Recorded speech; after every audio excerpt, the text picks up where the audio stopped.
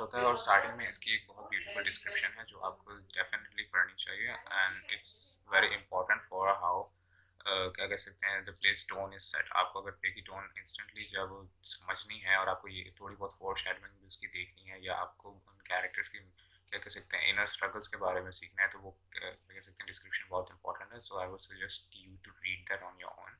However play की starting में ये होता है कि हमारा जो मेन कैरेक्टर है विली लोगन वो अपने हाउस में एंटर होता है एंड उसके हाथ में दो ब्रीफ केसेस होते हैं and they very heavy. Willy Loman demeanour से ही काफ़ी बुरा लग रहा है। At least I think around 50 to 60 years old, I am forgetting the age but उसकी वाइफ उसको अपने घर में एंटर होती उसको ग्रीट करती है। We are introduce to the wife and she is a generic wife on the surface. वही सारी नॉर्मल बातें चलती है, दिन कैसा था ये वो etcetera etcetera and Aahista Aahista हमें न्यू कैरेक्टर्स इंट्रोड्यूस करवाए जाते हैं विली लोमन की लाइफ में। द टोटल कैरेक्टर्स जो हमें प्रेजेंट वहाँ पर मिलते हैं उसमें विली लोमन के दो बेटे होते हैं, खुद वो है और उसकी बीवी। So it's about their family. Story हमें उन कैरेक्टर्स का आपस में इंटरमिंगलिंग और उनकी क्या कहना चाहिए फैमिली रिलेशंस पता चलते हैं कि there is something going on. First जो हमारा रेड फ्लैग होता है यहाँ पर वो ये होता है कि Willy Loman was about to be in a car accident in a वे।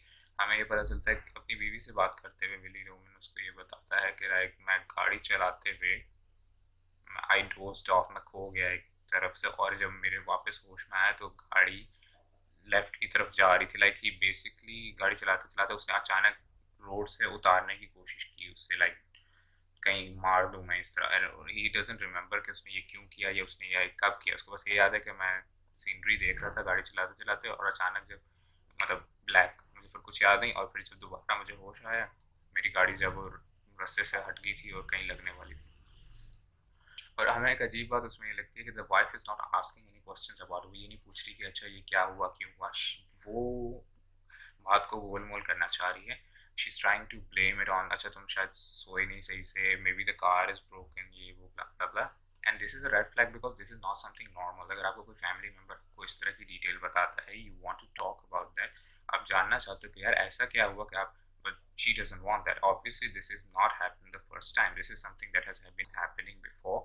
और हो सकता है कि वाइफ को ये भी पता है कि ये क्यों हो रहा है and she wants to repress those negative feelings या जो भी।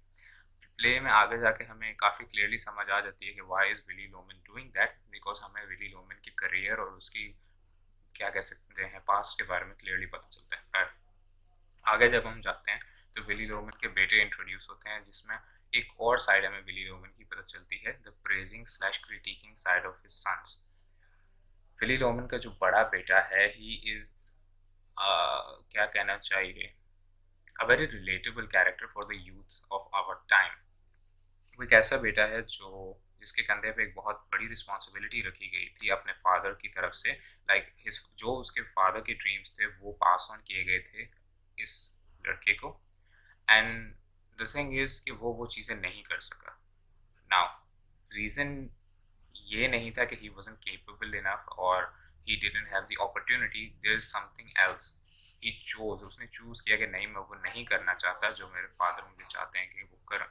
सो he has a like hate relationship या फिर a weird relationship because his father sees him as a person जिसने अपना पोटेंशियल ज़ाया किया और जिसने अपनी काबिलियत ज़ाया की है इस वजह से क्योंकि उसने वो नहीं किया जो वो चाहता था। So basically for example if the father is like किसी कंपनी में काम करते हैं और वो कंपनी के किसी लोअर दर्जे पे हैं और ही सीज द सीईओ, वो सीईओ को रोज आते हुए देखता है and he knows that he has this big cars and he has all of this property and blah blah blah and he wants his son to be that. और पता ही और आई डोंट नो कैसे लेकिन किसी तरीके से उसको ये यकीन है कि उसका बेटा बन सकता है, वो उस पोजीशन पे जा सकता है। And at the very moment उसका बेटा मना कर देता है। लाइक सब कुछ हो गया, एजुकेशन कंप्लीट हो गई, एप्लीकेशंस हो गई, he is literally going to बस सीवी दे के जॉब लेने वाली बात तक पहुंच गया और वो कहता है नहीं मैं नहीं कर रहा, मैं जाके फार्म पे रहूंगा, मैं किसान बनना चाहता हूँ। This is actually what happened in a way.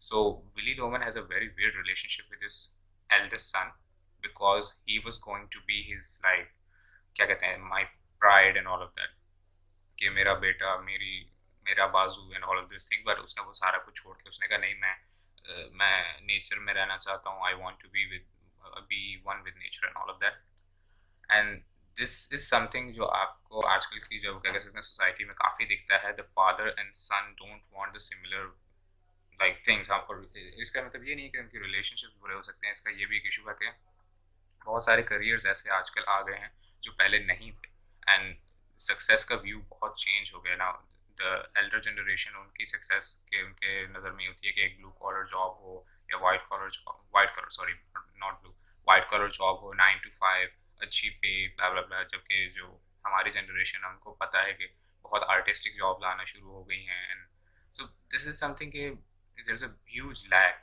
Generation का ऑब्वियसली सबको पता है कि वो होता है so this is like this was a foreshadowing from Arthur Miller, the writer of the play, कि ये आएगा due to the nature of our क्या कह सकते हैं existing and the upcoming society. उसने basically ये predict किया था कि ये generation gap इस तरह का हो जाएगा क्योंकि generation gap usually हुआ है in the क्या कहना चाहिए entertainment section, but due to the rising of the middle class and all of that and the क्या कहना चाहिए इसको consumer culture इसकी वजह से फिर एक प्रोफेशनल गैप भी आ जाएगा बिजनेसमैन का इमेज चेंज हो गया in the past few years what it's क्या कहना चाहिए to be a rich person और अ जेंटलमैन इसका इमेज चेंज हो गया एंड आई थिंक दिस इस प्ले के थ्रू आर्थर मिलर ने बहुत सारी चीज़ें प्रेडिक्ट की थी और at the end of the play आपको एक और बात बहुत इंपॉर्टेंट पता चलेगी अबाउट दिस क्या कहना चाहिए मनी सेंट्रिक कल्चर जो कि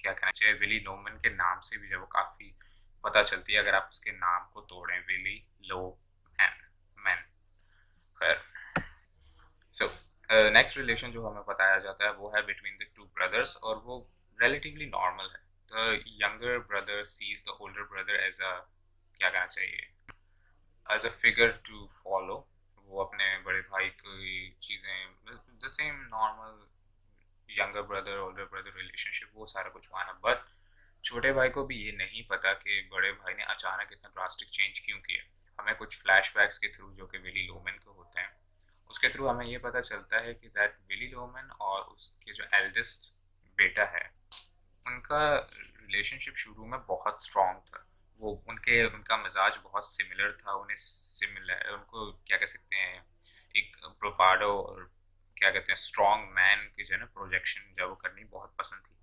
उनके विली ओवन के सबसे बड़े बेटे का नाम होता है Biff and Biff was a very popular person in high school उसके पास एक बहुत अच्छा क्या कह सकते हैं फुटबॉल का करियर उसके क्या कह सकते हैं आगे था फुटबॉल बेसिकली जिन बंदों को नहीं पता बाहर मुल्क में लाइक स्पोर्ट्स स्कॉलरशिप्स होती हैं जिनके बेसिस पे आपको इंटरनेशनल और नेशनल टीम्स के अंदर जब वो सेलेक्ट किया जाता है और फुटबॉल का सबसे बड़ा क्या कह सकते हैं स्पोर्ट है जैसे हमारा cricket and all that so this was very important so basically high school के बाद उसके पास एक अपॉर्चुनिटी थी कि एक प्रोफेशनल एथलीट बन सके एंड वो सब उसने छोड़ दिया and no one knows why लेकिन द थिंग इज कि Biff is happy now and obviously कि जब वो तो उसके फादर को दिख रहा हो या ना दिख रहा हो उसके फादर को बस वो चीज़ दिख रही है जो वो हो सकता था लाइक द प्रोफेशनल एथलीट बिफ वो ख़त्म हो गया अब बस ये एक फार्मर बिफ रह गया and he is not happy about that and no father is going to be happy about that unless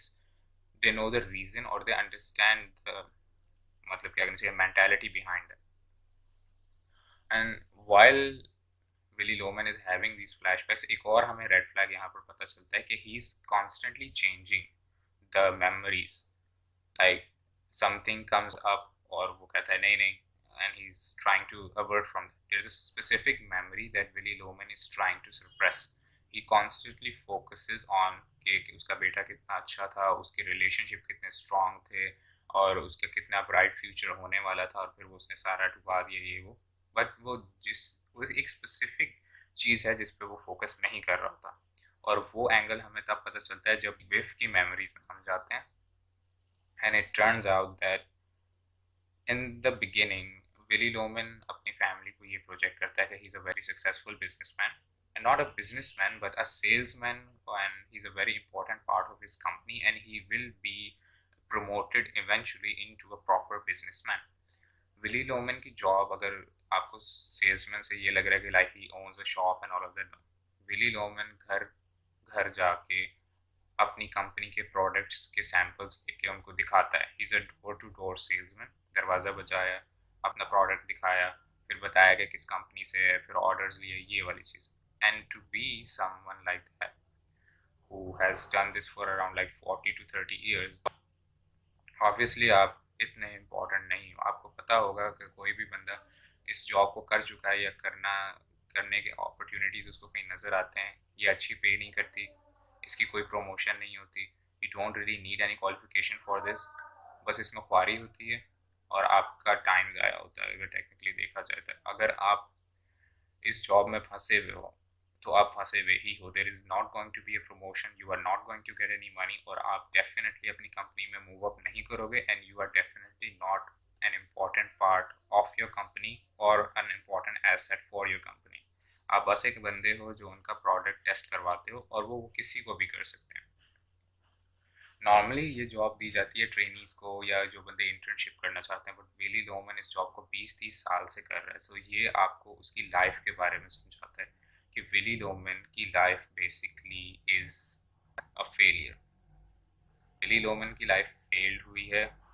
वो जो बनना चाहता था या जो करना चाहता था वो नहीं कर सका इन लाइफ, और वो सारे ड्रीम्स और वो सारी ख्वाहिशात उसने बिफ के कंधे पे डाल दी थी ना.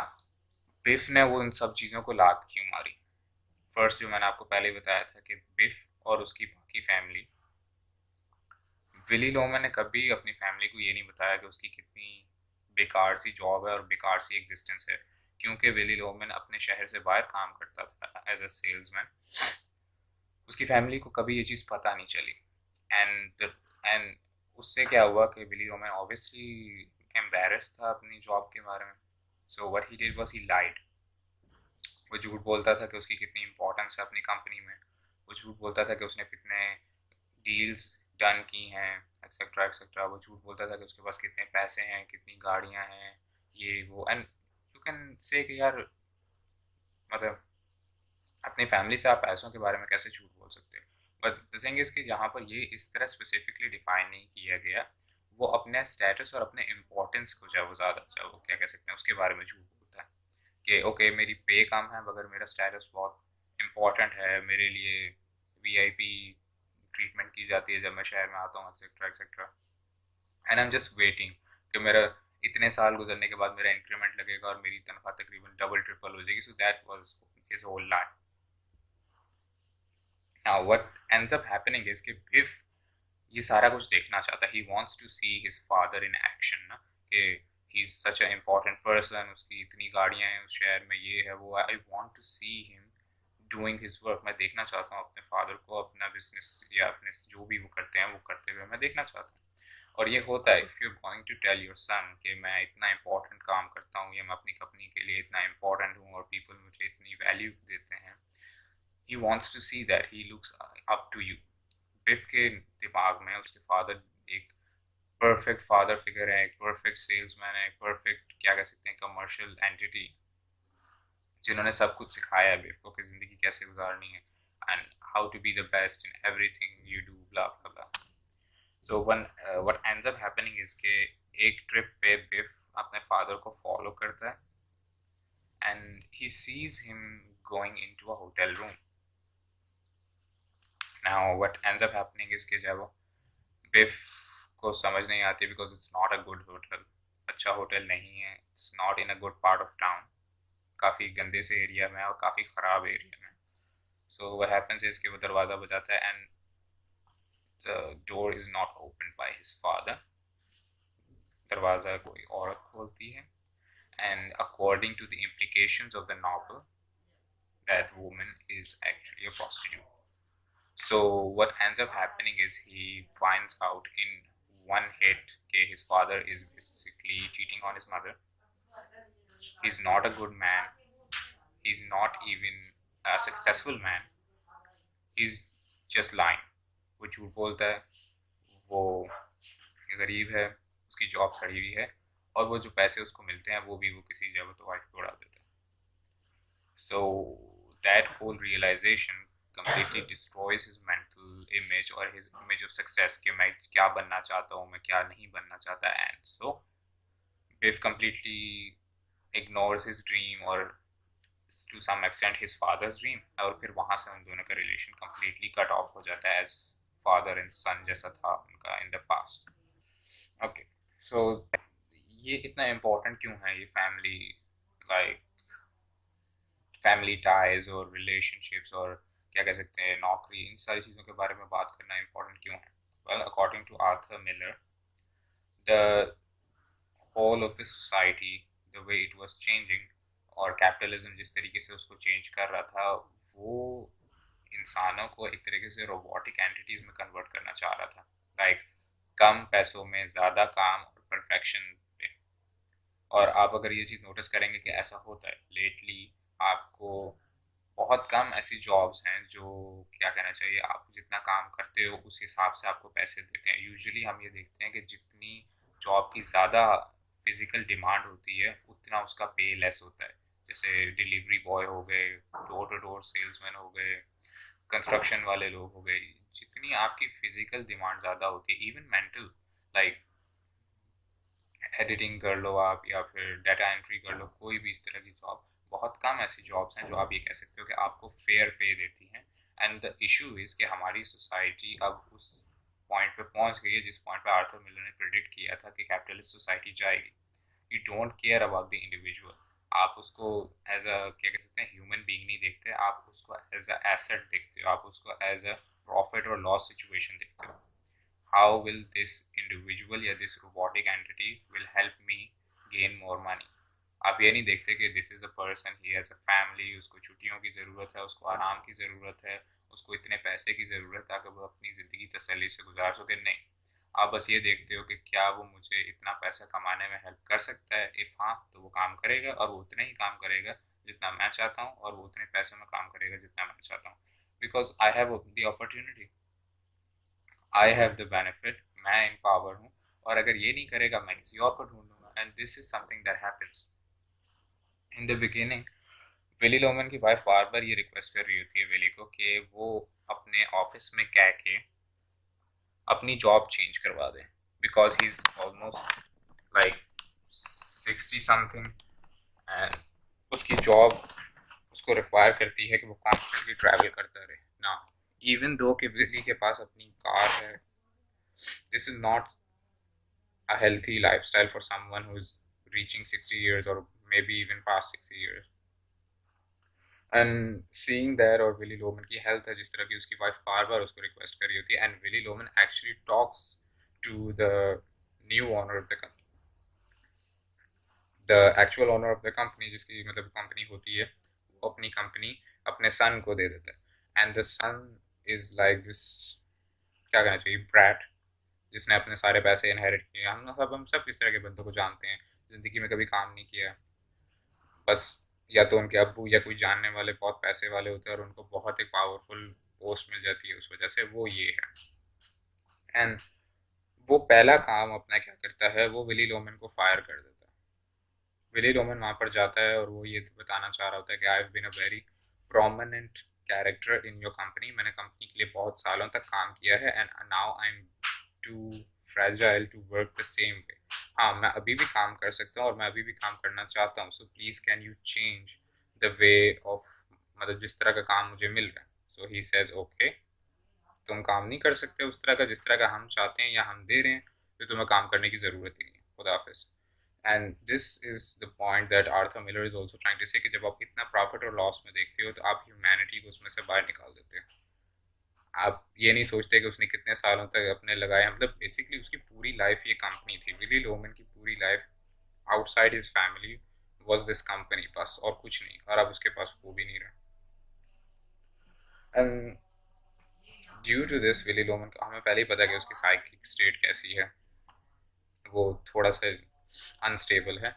And now what ends up happening is that वो और ज़्यादा अनस्टेबल हो जाता है, and now he is thinking how to help his सन।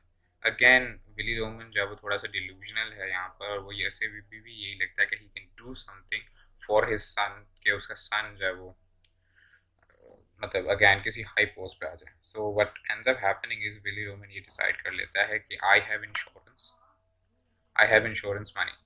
अगर मैं मर जाता हूँ वो इंश्योरेंस मनी मिल जाएगा. And this is why he keeps on doing this thing. Subconsciously Willy Loman knows कि he is a failure, he cannot help his family get any more money or any status or anything that he wanted to give them or he dreamed of it. So as a last attempt वो क्या करता है, वो basically अपनी गाड़ी में बैठता है, जानबूझ के एक्सीडेंट करता है, मर जाता है.